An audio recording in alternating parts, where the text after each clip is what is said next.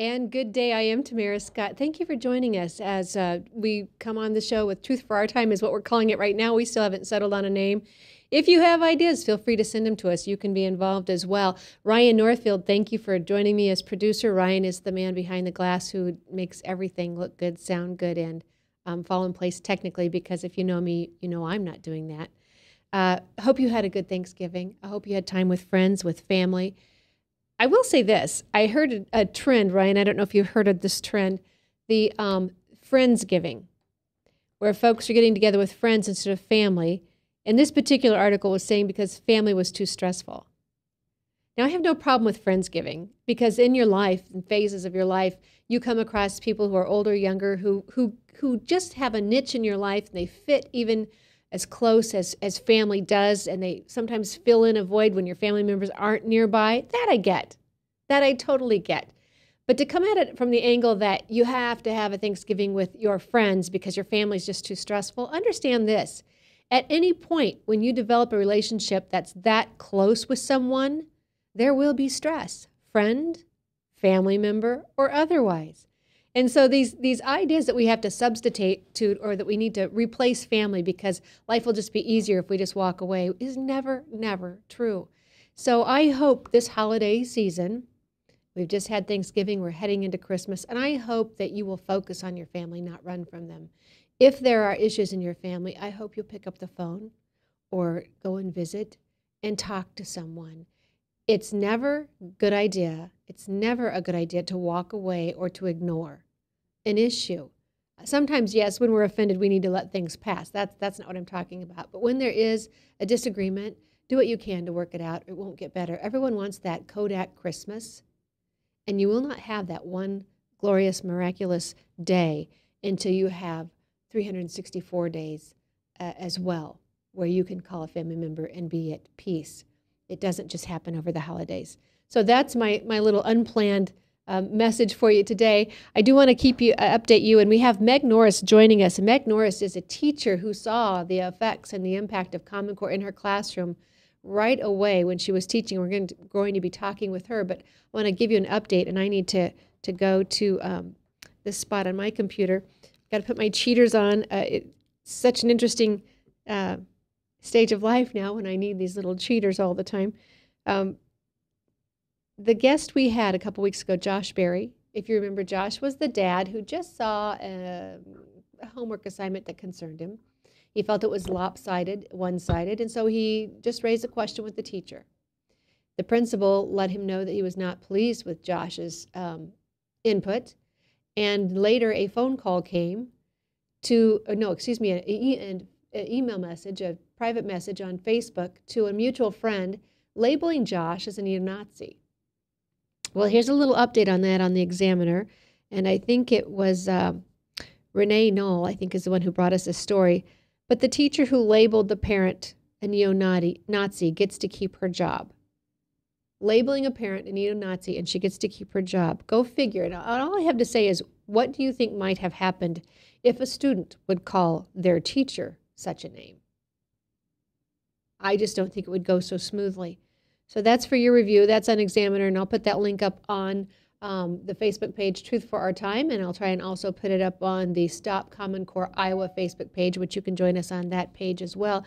And I invite you to go with those links. We are here by webcast1live.com, webcast1live.com. You can join us on that. You can send that link to your friends. Even after the podcast is over, send it along to others, and so that they can learn information as well. More and more of you are tuning in, and you're sending me emails and stories, and I appreciate that so much. I'm going to have Meg join me at this point. Meg Norris, a former teacher. She's a doctoral candidate in education, a certified teacher in Georgia, and after 18 months with Common Core in her classroom, her observations compelled her to walk away from her dream job of teaching to fight against the implementation of Common Core and high-stakes testing. And by doing so, by her speaking out, she was banned from her former school because of her stance on Common Core. We've talked to parents who faced harassment. We've talked to Josh Berry, who was labeled a neo-Nazi because of his questions, simple question and inquiry on an assignment. We've asked about teachers who are speaking out on Common Core, and more teachers are. Teachers' unions, teachers, principals, superintendents are speaking out against Common Core. We worry about the retribution against us and as parents and as for our students. As teachers, your livelihood. Can you imagine? Can you imagine the threat that they face? Meg faced it head on. Meg, thank you for joining me today. Thank you so much for having me. And I need to ask for our listeners out there, Ryan will gladly put a subtitle up for you on the screen, but you have, like me, you're in so very many different areas and you're researching in such great length. What would you like us to put up for your subtitle on the screen? Teacher is fine. Okay, very Teacher good. Across the board. And so let's just go, you walked away. Okay, so we're learning why you left teaching. Why did you go into teaching? What was the love that called you into this profession? Teaching for me was my second life. I was a corporate PR person. Had always wanted to be a teacher, kind of in the back of my head, but followed the original path that I had picked as a freshman in college, and went into nonprofit public relations, and then I stopped work for children for a little while, and then decided that I really wanted to go into what was calling me, and that was teaching. And when I got into it, I knew I had made the right decision, and it was a dream job. It was different every day, and I was lucky enough to be placed in a Title I high school. My first job right out of the gate, and it was in an extremely high poverty neighborhood, and I just fell in love with the kids, and we bonded, and I had a magnificent time with them, and they made huge strides, and all of a sudden things started going downhill when we started doing testing, and we started teaching to standards, and I watched the kids become completely disinterested in school. Even kids who were coming to school for nothing more than to eat were turning away from it. And so I knew something was wrong early on. Now, I knew when I started communicating with you, and how fun we have the Facebook world that we can connect with people across the globe. Meg and I connected when she and Terry Sassville, if I'm saying her name correctly, you are the founders of MAD, Mothers Against Arnie Duncan, when he came out with his tirade against white suburban moms. Again, the labeling. We just have to get away from those who want to put us into groups, who want to, what it does is it takes the power away from the individual, but it puts us into groups which pits us against each other. And I'm taking this from Governor Huckabee. He said this when he ran in 2008. But when we pit each other against each other and we give the power to the group, not only do we lose the power as individuals, but we become paralyzed. It polarizes us, and we become paralyzed. So I want to come back to that in a minute, but you started MAD, Mothers Against Arnie Duncan, and that website, in the short amount of time it was up, I think I saw it was up to 5,000 likes. Is that the latest? We have over 5,000 members and going strong. So I have stepped away to work on my own dissertation, but the group is going strong, and we're trying to educate as many moms as we can as to how they can opt their children out of testing, how they can contact their local representatives and governors and voice their concerns about Common Core. Great. And okay, I want to come back. First off, you must be, your photo, I just assume you were this young chick, Miss Meg Norris. But for you to have been through the career path that you've been, to be so blessed to have had all the experience that you have, and when I hear from your nonprofit, no wonder we seem like kindred spirits of sorts on various issues. So I thank you for that path that you've taken. Let's just talk a little bit about the labels, the differing labels we put on people and how we paralyze. Meg and I come at this from different political stances. Meg, you want to share with people what your political view is? I am a Democrat and have had the blessing to work mostly with Republicans on this issue. I think the left is a little hesitant to step forward, feeling maybe they're speaking out against their own president.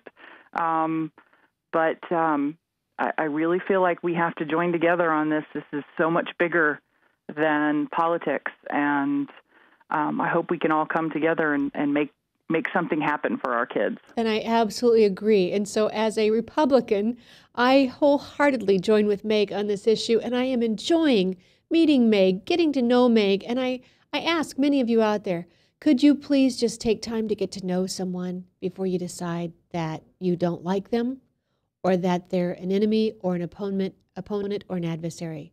Let's see what we can do working together for our country. Meg and I probably don't agree on a lot of issues, but those issues that we do agree on, I will enjoy working with Meg, and I will enjoy moving forward the benefit of our children and keeping our liberties and our freedoms in this country. So, Meg, thank you. Thank you for that. And thank you for opening your arms and welcoming me. It's like I said, I have been many times the only Democrat in the room, and I have been very, very blessed by people who see this also as a much bigger issue than a right and left or a Democrat-Republican issue, and want to see our children in a much better place than they are right now.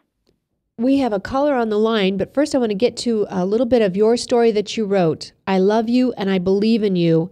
You wrote this to your students. Give us a little update summary on that, if you will. I did. When I left, it was really a last-minute decision. I knew that I had to fight, and I knew that I was not going to be supported by my administration or by my district. So I knew I had to step out and fight from outside, because I knew that fighting from the inside was not going to work. And there are many, many teachers right now who are fighting from the inside, and their students are blessed that they have been able to stay so far. There are, now there is nastiness at work trying to push these teachers out. I have heard of teachers being put on administrative leave. I have heard of all kinds of horrible things being done to teachers because they're speaking out against this. And we have to stop that, because we will never know when anything in the classroom works or doesn't work if teachers are so afraid to speak out. So I decided to leave. I had a meeting with a member of the board for the district where I worked and shared my concerns. I didn't feel like leaving without letting them know what I was seeing in the classroom was worth it. And so I made sure that I did and shared that, and I saw absolutely nothing happen. So after I was banned from the school, because I had promised my students I would come back and be their chaperone for dances and field trips and that kind of thing, and I went back for a field trip and was told at that time that I was no longer one of them and that they needed to protect the children from me. Oh, my goodness. Yes. So I knew at that point that I needed to find a way to explain to them where I was. Because, I still communicate with a number of them, and they check in with me. And so I wanted to make sure that they knew. So I wrote this letter and sent it to the local paper, who, of course, did not publish it. But it got out into the blogosphere and went viral. And I'm hoping that most of my students have seen it by now. But I wanted them to understand that the difficulties that they're having in the classroom right now is not their fault. Absolutely. Here's the trouble with the webcast is there's a camera on me, and I'm concerned that I'm gonna have a trouble making it through the show without a red nose and teary eyes. When I hear that they're blocking you, obviously, Meg, you're a teacher who loves your students. You're a teacher who had another career path, and you chose this one. You chose this, and it's obvious you have a true concern for the betterment of your students. On what grounds did they say they feared you, that you were dangerous? They were afraid that I was going to try and, I don't know, convince the children not to take tests, or I don't know. I had last year during the school year, I had some children ask me if they had to take their standardized test. I was not going to lie to them; they don't. But that I told them that it was their parents' decision, and if their parents chose for them not to take it, then they wouldn't have to take it. I had a student come back to me and ask for more information. I gave the student a website to take home to his parents so that they could learn more about it if they chose not to have him tested. And there was a big secret investigation of me going on after that. They were pulling kids from my classes and talking to them about what I was teaching and accusing me of all kinds of stuff that was crazy. So, I understand when an administrator has a bonus attached to, testing percentages, which most of them do, that they want to make sure that they get their money. And if I had told kids that they didn't have to take the test and they didn't reach that 95% that they have to test and it affected their bonus, then so be it. But they were nervous about that. Okay. All right. I want to come back to a couple different things there. First off, we've talked so much about evaluating teachers and correlating their pay with their performance, with how students are doing on test. You just brought another light to it. When you're paying teachers or administrators for test scores, it's a whole different view of that concept. That's very true. Very true. And many administrators do get bonuses based on how their schools do. It doesn't trickle down to the teachers, but many administrators do get bonuses. All right, I'm going to break to our phone call because Mary's been patiently waiting, and I want to come back and read a little excerpt of your article as well. I've got it pasted on the chat line here on webcast1live.com. I've posted the link to Meg's article so you too can read it for yourself. Mary, thank you for joining us this morning. Hi, good morning. I'm just going to start off with a proviso by saying I'm expecting a call from my dog surgeon. I may have to jump off for a minute, but sorry to keep you waiting. But the timing is what it is. Meg and I have been communicating on Facebook. I'm a psychotherapist in New York, and her experience is so not unusual in terms of what the teachers are going through. One of my areas of practice is I happen to work with a lot of teachers, just based on who refers to me. And but what's so unusual, of course, is Meg's willingness to stand up and say, this is why I'm leaving, and to be able to leave it all and to say this is why. It's just absolutely brilliant and absolutely just so courageous. We need people to stand up on this issue.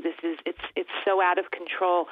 What I'm seeing in the teachers and, of course, the children is mind-blowing. And, your nose is going to start to get red because my office is just loaded with little I always say the Common Core standards are the equivalent of asking a fish to fly. Mm-hmm. And I always say my little fishes are swimming into my office blaming themselves for not growing wings. And these kids are broken. Let me just read. Stay right there, Mary, if you can. Let me just read the article out of Meg's, the paragraph out of Meg's article. I saw you struggling with Common Core skills. Even with the new curriculum from the district, no matter how I broke it down for you, I could see you didn't understand. I saw the frustration on your faces, and when time ran out, we had to take the county's test on the county's schedule. I saw your tears roll from your eyes. You failed. I saw you missing school more days than normal. I saw you with long sleeves covering up the cutting scars on your arms. I saw how the sparkle in your eyes dimmed. I saw the small bald spot on your head where you had pulled your hair, pulled out your own hair. And it wasn't just my class. You hated going to math. You came early every day for homework help, but it didn't make any difference. You still could not understand. Yeah, I hate to tell you how typical that is. This is not one child. This is hundreds and hundreds and hundreds, if not thousands, of children who are cutting, self-mutilating. The hair pulling. They turn it inward. If they're not capable of understanding or even wrapping their brain around the concept that this is not their fault, we can tell them that it's not their fault, but they internalize it, and they turn the blame on themselves. They've somehow failed. They've somehow disappointed the adults in their life. And my concern is those adults, those parents, because we as parents, when our kids get home, we tell them how they're not trying, or make sure you're trying hard enough, or surely you're not paying attention in class, or I'm so concerned what parents may be saying to their kids at home with the best of intentions, because it's our goal and our role to motivate our kids. Well, and one of the biggest things where we all as adults tend to fail children is they get off the bus, and what's the first thing we ask? How was your day? Oh, okay. Not so good. But we don't ask them, what did you learn today? Was there anything that happened today that you found upsetting? What did that feel like when you couldn't answer that question? What did it feel like?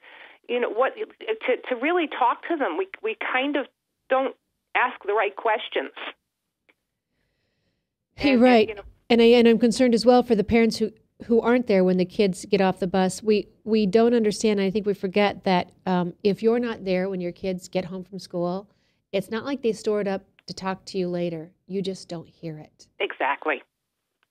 Many times they're getting off the bus to a grandparent who is even further removed from understanding the work, or a babysitter who maybe is not as invested in the child's well-being. And by the time the parents get home and the child senses, mom's tired, dad's tired, they're just getting home from work, everybody's preoccupied, and they'll internalize it, and they'll just back right down. Or they don't know how to verbalize it. They don't know how to say it. Right. Very right. They cannot articulate the feelings, the concern, the frustration that they're being asked to take on that is not theirs. We have to go to a break right here. We'll be right back. This is Tamara Scott with Truth for Our Time. We're talking with Meg Norris, a teacher who wrote the article, I Love You, I Believe in You, after leaving her class because she could not take what Common Core was doing to her students. And Mary, a psychotherapist, has joined us out of New York. I hope both of you can stay on, and we'll be right back after these messages. Yes, now your favorite programs on Webcast One Live can all be watched and listened to on any Android or Apple device. Your phone, tablet, or iPad. Yes, your favorite shows on Webcast One Live are available live or on podcast wherever you go.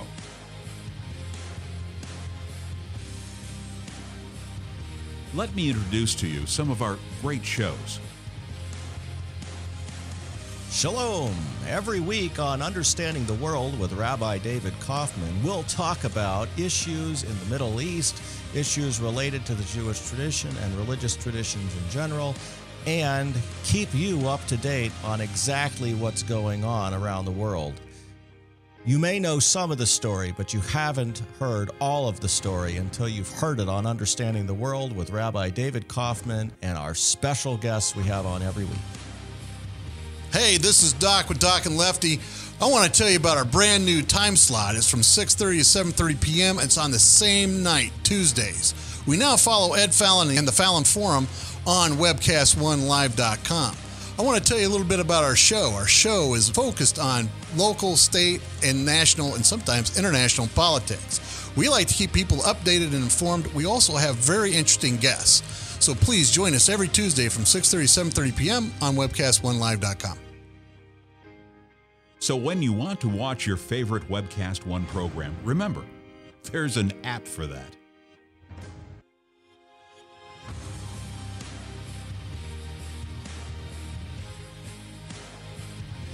You know, there's an app for that.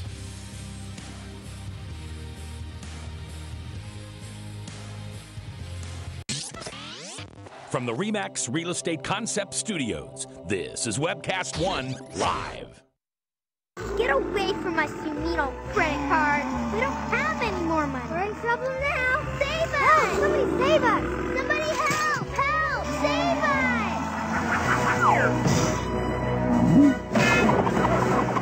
Hi, I'm Tom Coates from Consumer Credit of Des Moines. If your credit card's a little too animated, give us a call. Hooray! We're saved! Consumer Credit, you're our hero! And I am Tamara Scott. Joining me today is Meg Norris, a former teacher who, out of concern in only 18 months of having Common Core in the classroom, saw the negative impact on her students cutting themselves, pulling their own hair out. And because she quit, the school won't even allow her back in as a chaperone. That just blows my mind. But also on the phone with us is Mary, a psychotherapist out of New York. These are not isolated incidents. I'm getting articles, more articles from teachers talking about the cutting, the pulling of hair. And we have a video. I think, Ryan, I'd like to go to that video if it's okay. This video is out of, if I'm saying it correctly, Utica, New York, or Utica, New York, and a teacher's talking about what she witnessed in the classroom. We're going to start in at about 3 minutes into this video. Are you on the, do you need help? Do you need time to do this? Are you okay? He's amazing. All these buttons while he's doing other things. So we'll go to this video. Give you one final image. It's something that I will be haunted by for the rest of my life. It's a classroom, 6 students spread out, one to a table. It's a testing situation for students with IEPs. One of the only allowable modifications is their test is administered in small groups. During the first half, the teacher reads the verbose repetitive directions and then instructs them to begin. During the first half hour or so, they all sit hunched over their desks, intense concentration on their faces. As time wears on, they begin showing signs of agitation and frustration, fiddling, squirming, looking repeatedly at the clock. The teacher advises them to focus, stay on task, sit still. One of the students seems to be doing something other than writing. Going to investigate, the teacher realizes that the boy is repeatedly stabbing himself in the arm with his pencil. Sorry.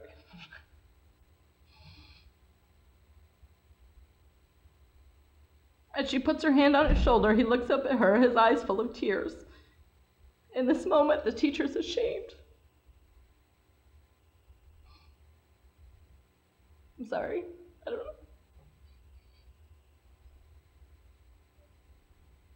You're fine. Just keep going. I'm an emotional person. I'm sorry. Just keep going. Anyway, I'm going to go off the cuff again because what's really important here is that what I needed to do was to take the pencil out of his hand and tell him this is not important. You do the best you can, and it's not going to matter.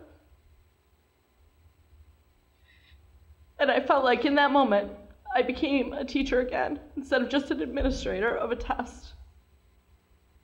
My special interests are my children, both the ones I'm raising and the ones entrusted to me during the school day.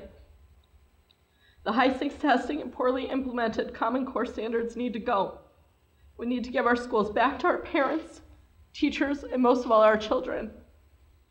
Thank you so much for hearing. Ryan, thank you very much. Meg, Mary, this is not an isolated incident. And to hear this teacher and to watch this video and see her pain, her loss of composure, I can't imagine walking through a classroom and seeing a student stabbing themselves with their own pencil.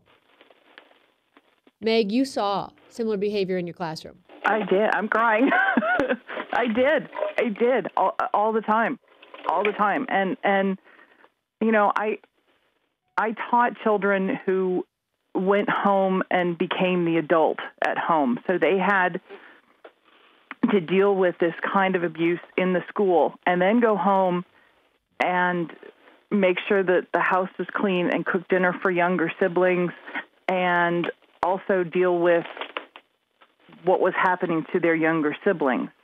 So not only did they not understand why they couldn't get it, but they were trying to explain it to their brothers and sisters.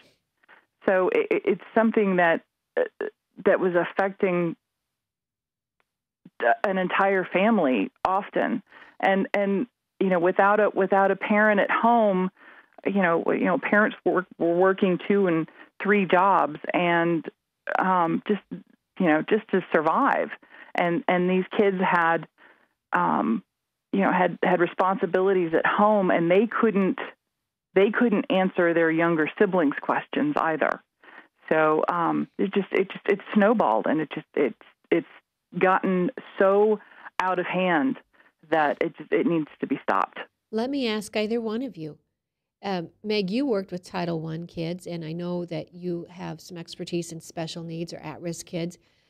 If people are listening, and for those of you who listened to that video, perhaps you couldn't see it, it is obviously a forum, some type of a school board meeting, and I have posted that link on our chat site right here on webcast1live.com. You can join us by chatting webcast1live.com. You can join in the conversation, 855-244-0077. But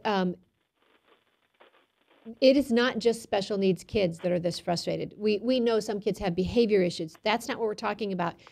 And tell me, is this happening to kids across the board? All kids? Yeah, this is happening to everybody. My first inclination that there was a problem was actually I got a rush of 8th grade honors students referred to me for self-mutilation, which is not, it's not an atypical problem at that age, but it is atypical to have 3, 4, and 5 times as many calls come into my office as on an ordinary day, and that they were all coming in complaining. They were citing school problems as their reason for their stress.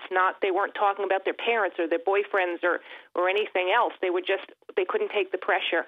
I can't take the pressure anymore. Kirsten's testimony, by the way, she and it is Utica. Thank you. That was the New York State Assembly is holding forums all throughout the state. So did the Senate, because there's a bill in our New York State Assembly to get Common Core out of New York State. So that was actually an assembly hearing, and we were very proud of my assemblyman is the one who wrote the bill. And the Senate, the Assembly actually had me testify when they were down here on Long Island, but the New York State Senate actually said they didn't think mental health was relevant to the discussion, and didn't think it was very important to have that be part of the hearings. That ought to tell you something about what's going on in our state capitol. Well, and to the teachers as well, the stress and the upset that the teachers are going through and have zero support. Zero. I tell people all the time, and I go out and I champion about the kids. I discuss the teachers, but I champion about the kids because it's clear that nobody in a legislative position cares what's happening to the teachers. It's abundantly clear. And if you're going to pull on anybody's heartstrings, we have to use the kids. But I tell people all the time, you name a job where your pay and your ability to keep your job is based on somebody else's performance. And you can't name one. And these children are under so much stress in so many other areas. I talk about it in my testimony. They're up texting half the night. They're online. They're tweeting in class. They're going through all kinds of everything else that teachers have absolutely no control over. And those things have full-out effect on their school performance. They're up all hours of the night. And yet the teachers are being held accountable for how they perform on tests. And when you mentioned they're tweeting in class and this computerized technology, and much of the assessments will be on computer, and we also have another teacher who has been kind of a watchdog, and I'm not sure if I can pull up his name quick enough, but he wrote about the cheating. Trevor Colstock out of Florida, I believe, is talking about the increased chances and the increased incidence of cheating. I think he blew the whistle in his own school district about the cheating. So one more on a pile of many, one more negative with Common Core. And I know New York has been one of the leading states on this as far as really getting the word out. I don't know if it hit more quickly in New York, if you're ahead of the other states, of those of us, at least in the Midwest, on this, because you have had so many superintendents write letters to your commissioner on education explaining why it's failing. They talk about students vomiting, students having nosebleeds. One, I think, was even hospitalized, students acting out, the behavior. In fact, the list, I think, of 80-plus superintendents and principals have written saying why the Common Core testing is failing their students. Yeah, I think I don't know that we're ahead of the pack on this for any other reason other than the fact that we've got that bill up there and they're really pushing the discussion in the state capitol, and it's really opened up a lot, you know. Do you have a link to that bill, Mary, or can you send me a link later and I can put it on our website? Yeah, because absolutely. We have people wanting legislation. We're meeting with legislators in Iowa, the few who care, the few who are concerned about students, and those who are not sold out to special interest or party politics. Oh, yeah. I'll Facebook it to you, absolutely. Okay, excellent. Finding those are few and far between. I know, and it's not always popular when you make such a statement as well when you're in my position, but I ran for this position. It was about for my fellow Iowans and the students and the members of the state, and that's what I believe we have to do in stopping Common Core. And you keep coming back to the performance on the test, and you know, the best of our intentions. This is where we need to understand. I remember being on the argument and talking about we have to somehow evaluate teachers. Ladies, I don't know if you'll agree with me, but I don't think any of this is necessary. I think you can walk into a classroom, or better yet, the coffee shop in a community, and you'll know who your best teachers are by what teachers, parents want their students to have. Oh, absolutely. Absolutely. You can tell within 2 minutes of being in a classroom.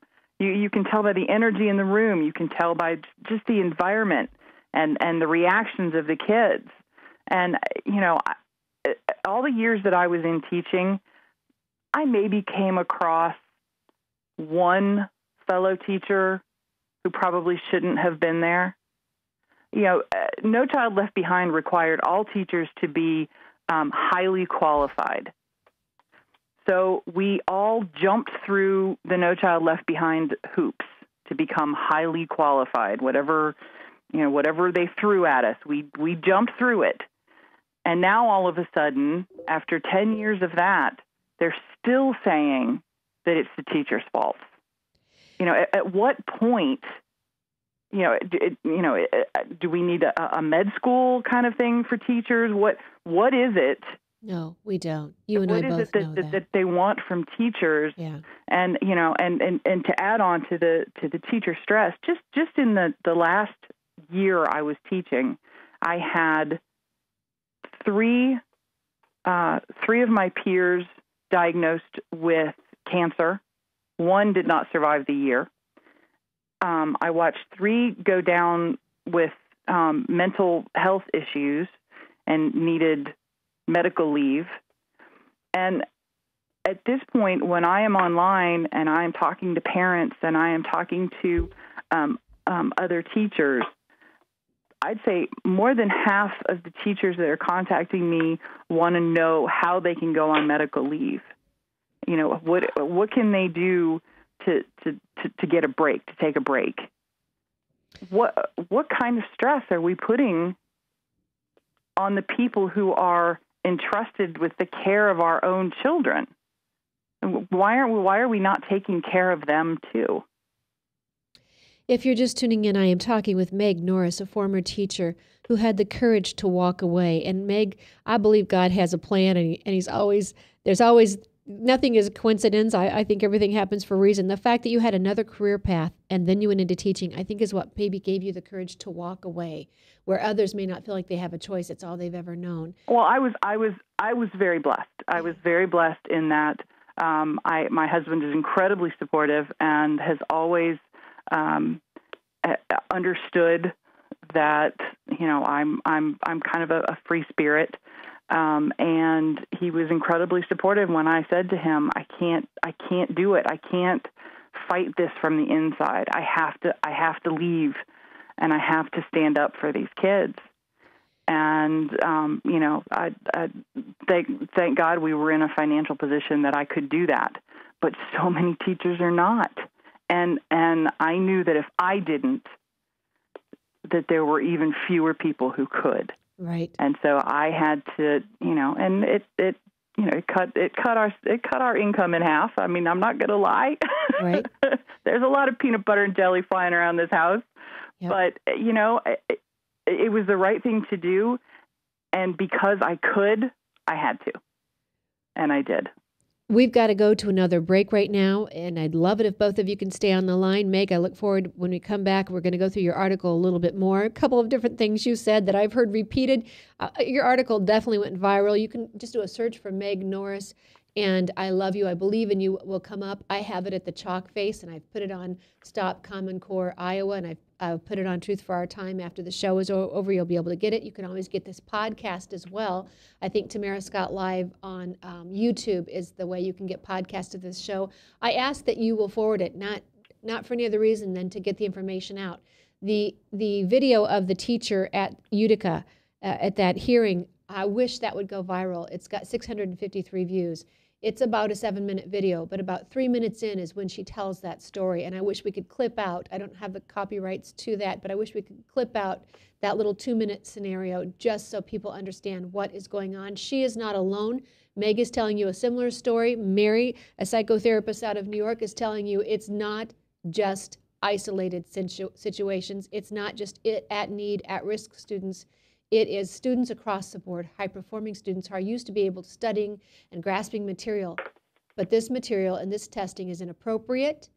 It is not sequential, and there is no way students can get it and understand. Maybe a very few will, but we're asking way too much of our students.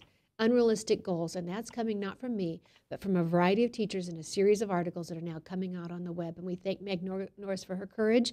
And Mary, thank you for joining us. We'll be back right after this. I hope you can stay tuned with us. We're being powered by webcast1live.com. I am Tamara Scott with Truth for Our Time. From the RE/MAX Real Estate Concept Studios, this is Webcast One Live. I'm Brian Leach, owner and general manager of Service Legends. I brought along a couple of the home comfort heroes. Hi, I'm Tammy Wells. I am Nick Wondershide. I am administrative manager. I am the senior technician from Service Legends. It seems like every good thing, when you feel it to the bone that it's good, there's a lot of hard work put behind it. I don't think that you can fake it and have it turn out good.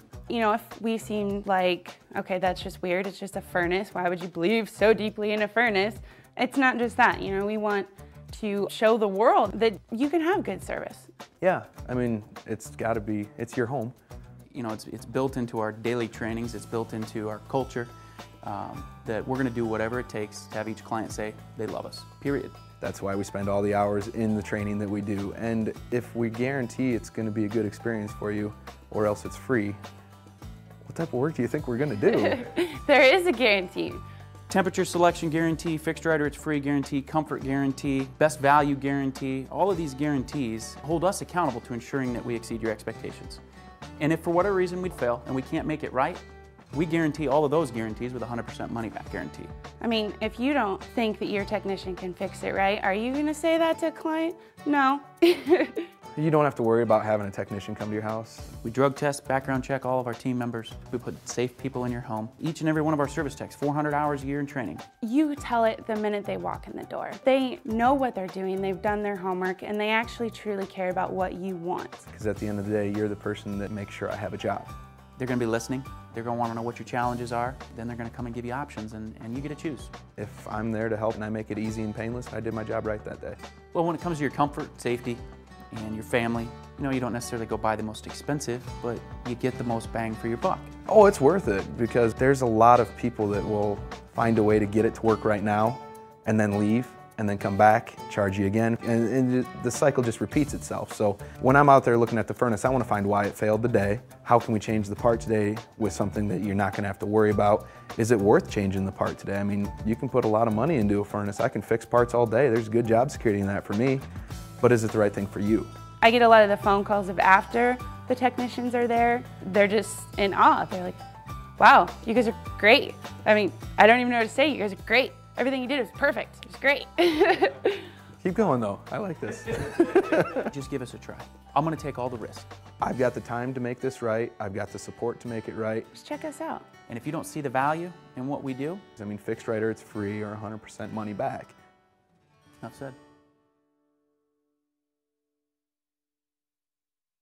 I am Tamara Scott. Thanks for staying tuned with us. This is the third segment of our show today with Meg Norris, who is a former teacher who saw what Common Core was doing to her students in just 18 months of it being in the classroom. Mary Cowell is joining us as well. Mary Cowell is she's a psychotherapist out of New York, and there is a web page, a Facebook page, I have to tell you, Mental Health Professionals Against Common Core. Mary, thank you so much for joining in our conversation today as well. And sending me the messages. I just uploaded on the chat line, I just uploaded the link to the legislation in New York. I've uploaded the video with the teacher telling the story. And so you can get these things at webcast1live.com. Also, they'll have them for Truth for Our Time Facebook page, as well as the Iowa Stop Common Core in Iowa page. There are two of those, but the one for this show is the orange square for the profile picture, Stopping Common Core in Iowa. Ladies, let's go back to this article. Meg, you have hit so many points. I commend you because your article is not long, it's not lengthy, and yet you've hit several of the key points. You brought up the rigor. The rigorous standards is what we're told, but we know they're not rigorous standards. Dr. James Milgram says they're actually less, and most students will not be eligible for a 4-year selective college. They'll have to go to a 2-year college, if that, and many will need remedial training. But you talk about rigor, and I'll read. Look it up in the dictionary for me. Rigor is for dead people. I hate the word rigor. Hate it. Terrible word. Terrible word. It really does. It applies to dead people, and it shouldn't apply. It shouldn't come anywhere close to a classroom. And my concern, and I think where Mr. Duncan's famous quote now came from, was that they are blaming these struggles that kids are having on rigor. They're saying, oh, well, it's so much harder than what they're used to, and so they're struggling, and that's why the kids are upset. They're having to work harder than they've ever had to work, and it's because of the rigor. Well, it's not rigor. It is developmentally inappropriate.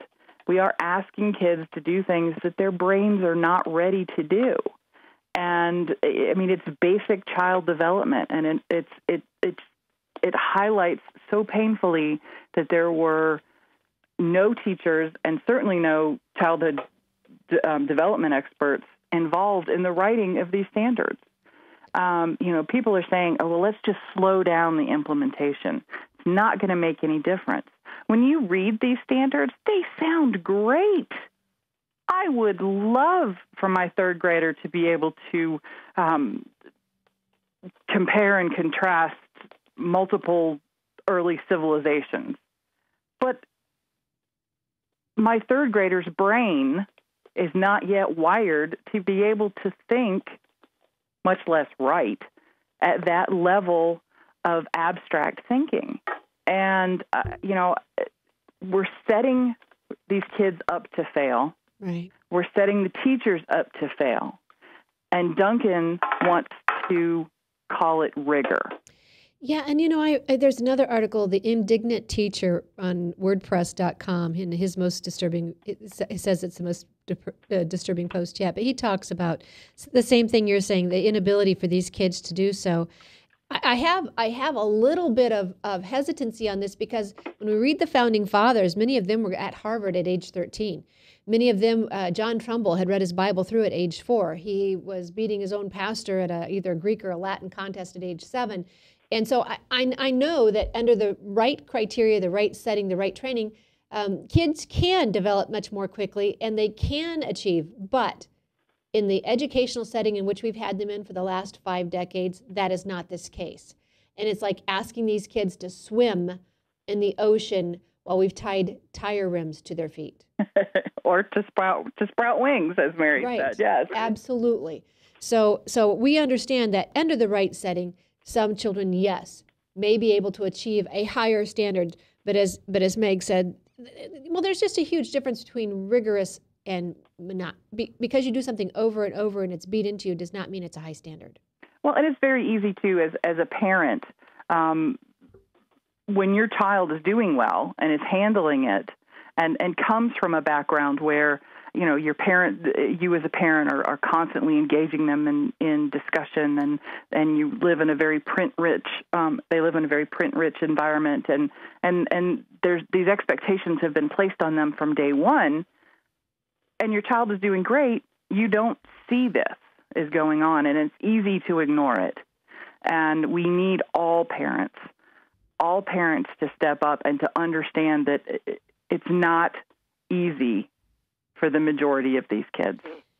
And you also talk about $600 billion a year on education reform. Education reform is an industry in itself. It's a money-making industry for a few select suppliers and corporations in itself, whether it's No Child Left Behind. And many of the people came on this program because they thought there would be a waiver from the No Child Left Behind, but we know that those are going to expire, I believe, and something similar or just as dangerous and unhealthy in the classroom is coming back to replace it.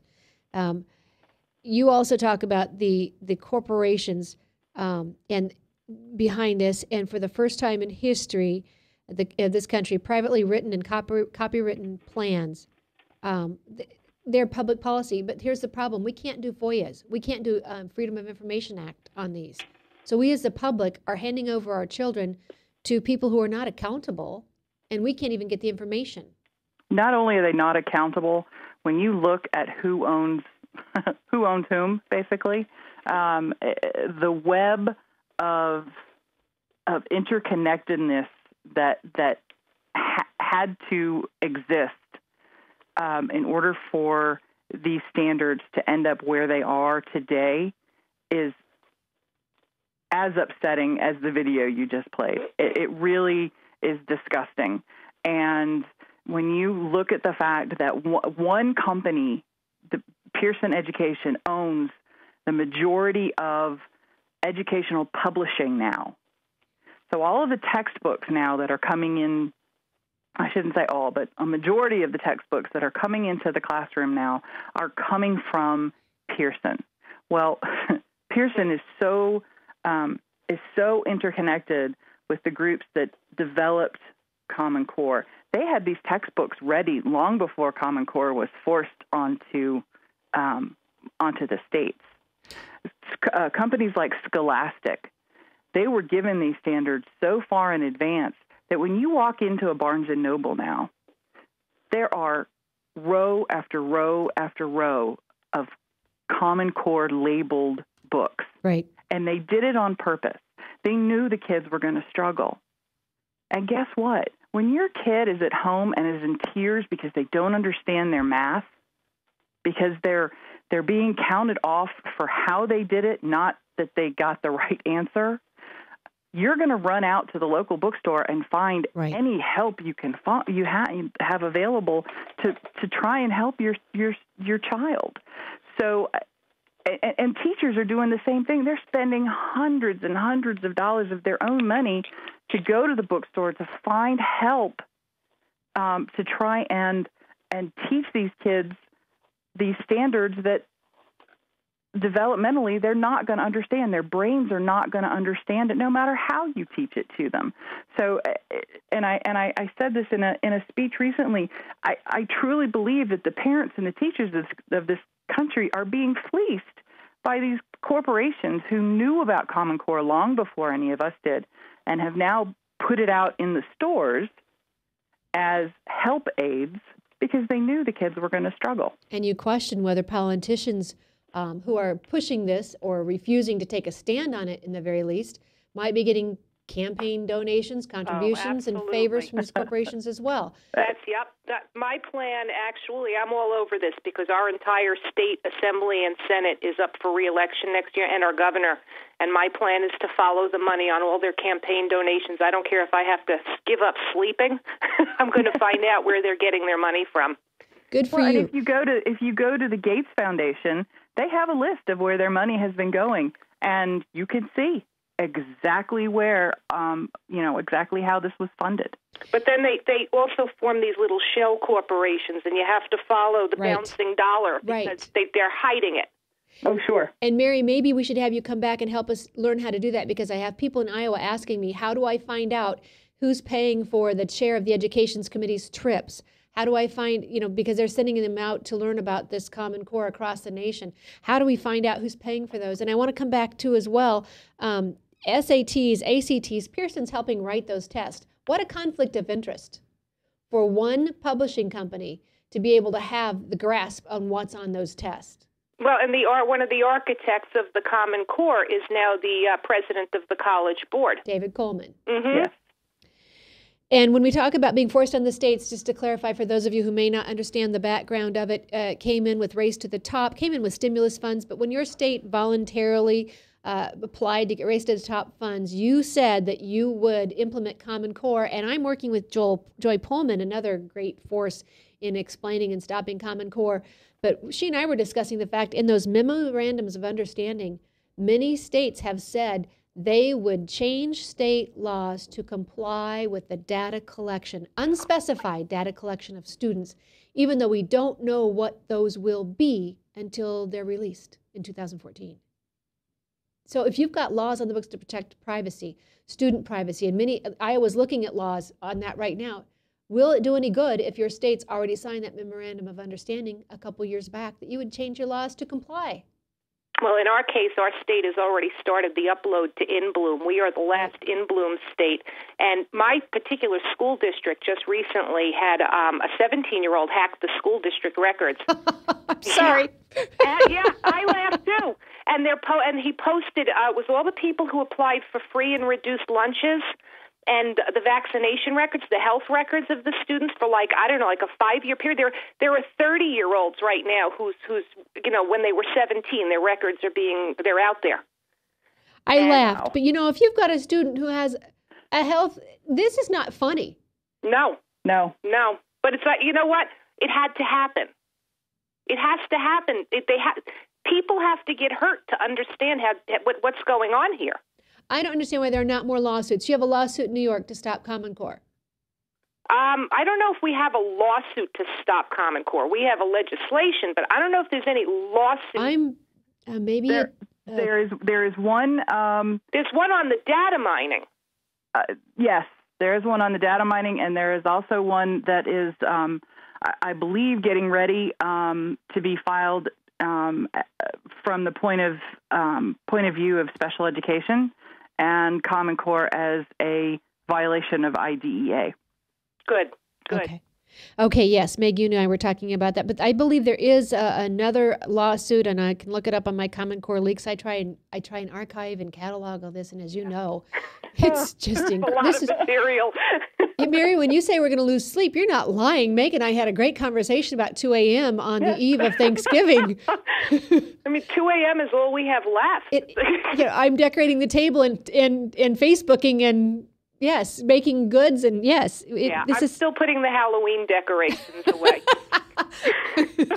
The truth be told for most of us. Exactly. Okay, we are coming down on the close of the program, and I thank you both. Meg, thank you for taking time to join me. And I want to come back to this.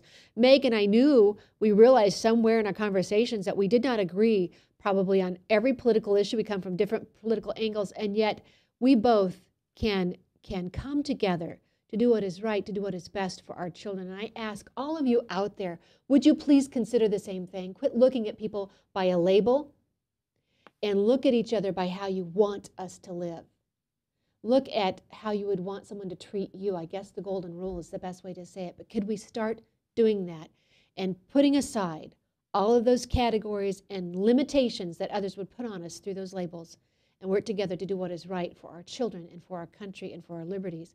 I was reading a quote from one of our founding fathers and what a blessed thing this Constitution was in the first time in 6,000 years to have such a document, and that how we should protect it and safeguard it, because who knew when the next one would come along. That was the first one in 6,000 years. May it be the only one. Mary, thank you for joining in our conversation. Thank you for your work as a psychotherapist in New York. I appreciate what you've added to the conversation. Meg, you've got 30 seconds maybe on the way out. What would you like to close with? I would love to encourage parents to opt their children out of this testing. Yes. That the data that is collected from this testing is the driving fuel behind Common Core. If you say no to testing, Common Core will eventually fall apart from the inside. So opt your children out. And it will not hurt your child. Yes, there may be they'll try and tell you SATs, ACTs, all that, but your child would be better off if you say no to the Common Core test. Your child would be better off, and you're right, it takes the system out. Mary. And it only takes 10% of parents in a school to opt out for the test to be invalid. Mary, I have no time left, but thank you so much. I hope you will join me again. Thanks for having me. And I love the Judy Blume quote. We'll put that up on my Facebook a little bit later in Meg's article. Parents, you are responsible for your children. You're the only advocate. You are their advocate. Please put them first. Put their future first.